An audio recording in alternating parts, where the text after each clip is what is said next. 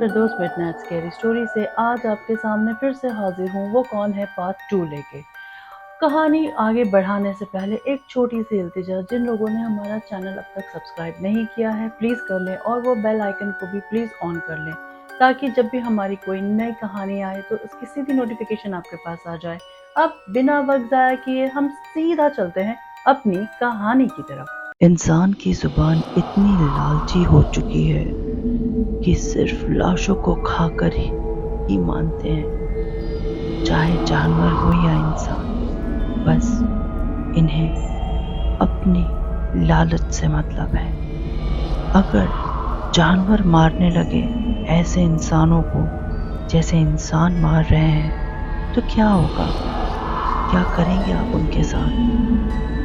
बहुत से लोग ये भी कहते हैं कि अगर हम नॉन वेजिटेरियन ना हों तो न जाने कितने जानवर आपके घरों के अंदर घूमने लगेंगे। शायद यही नियम से जंगल वाले भी यही सोचते हैं कि अगर हम इंसानों को ना खाएं और मारें तो ये पूरा जंगल ही साफ कर देंगे, जो कि हम इंसान कर भी रहे हैं। पुलिस काफ़ी परेशान थी क्योंकि अभी कुछ ही दिन पहले वो रेस्टोरेंट वाले की भी मौत हो चुकी थी। मौत बहुत ही दर्दनाक तरीके से की गई थी। उसके हाथ, पैर, गर्दन, पैर, हर एक चीज़ को अलग तरीकों से काटा गया था। उसके पीसेस बनाए गए थे। बहुत बेरहमी से उसकी कत्ल की गई थी। जिस तरीके से वो इंसानों को, जानवरों को मार के प्लेटों में सजाता था, उसी तरीके से उसकी बॉडी के पार्ट्स को सजाया गया था सड़क पे, सूखे पत्तों पर। और अभी ये दहशत खत्म ही ना हुई थी। इन दहशत के बीच एक खबर आई कि पुलिस को एक लाश मिली है। लाश की हालत बहुत खराब थी। पोस्टमार्टम में पता चला कि उस लाश के साथ बहुत बार गलत काम किया गया है, इतना कि वो तकलीफ से मर गया। आईडी कार्ड से उस आदमी की पहचान हुई।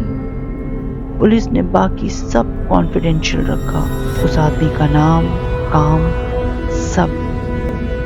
अब तक उस इन्वेस्टिगेशन ऑफिसर को इतना पता चल चुका था कि मरने वाला कोई अच्छा इंसान नहीं होगा, क्योंकि मारने वाला या वाली जो भी है वो मौत सामने वाले को उसके कर्मों के हिसाब से ही देता है या देती है। उसने इन्वेस्टिगेशन की उस आदमी के बैकग्राउंड के बारे में। उसने तहकीकात शुरू की तो पता चला कि वो जानवरों के साथ गलत काम करता था, बहुत तकलीफ पहुंचाता था। इसीलिए उसे भी वैसे ही मारा जिस तकलीफ से वो जानवरों को मारता है, जानवरों को दिया करता था। अभी इस डर और दहशत से शहर उभरा नहीं था कि ये एक और मौत। लोगों में दहशत बहुत हो गई थी। लोग अब स्ट्रीट डॉग्स, कैट को भी अब एक पत्थर मारने से डरने लगे थे, बल्कि उन्हें अब फीड करते नजर आते हैं।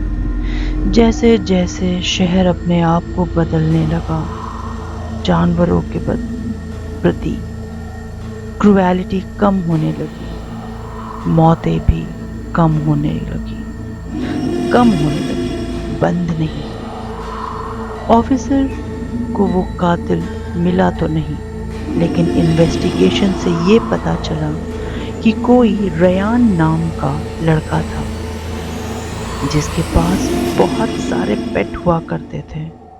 वो हर जानवर से प्यार करता, लेकिन धीरे धीरे पेट्स चोरी होने लगे, गायब होने लगे। बहुत ध्यान रखने पर भी उनकी मौतें हो जाती, चोरी हो जाती। और कुछ पेट जहर खा के बीमार हो जाते, और कुछ पेट बाहर का खाना खा के बीमार हो जाते, जिससे उनकी मौत हो जाती। बाहर का खाना मतलब जो उनके कैट फूड, डॉग फूड आते हैं।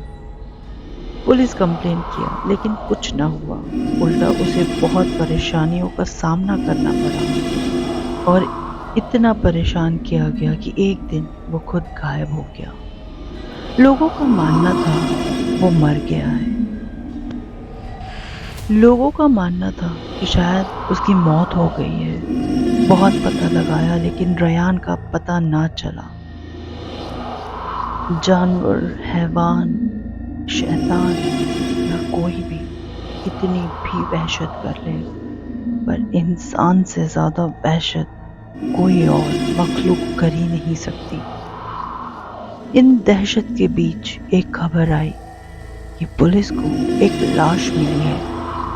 बहुत पता लगाने पर भी, जैसे कि सीसीटीवी में भी उसकी कोई कोई रिकॉर्डिंग ना थी। कहीं वो रिकॉर्ड भी ना होता, ना दिखाई देता। पुलिस से ये गुत्थी सॉल्व ना हो रही थी। इन्वेस्टिगेशन ऑफिसर ने कहा कि किलिंग तो बहुत और बहुत ज़्यादा ब्रूटल हो रही है।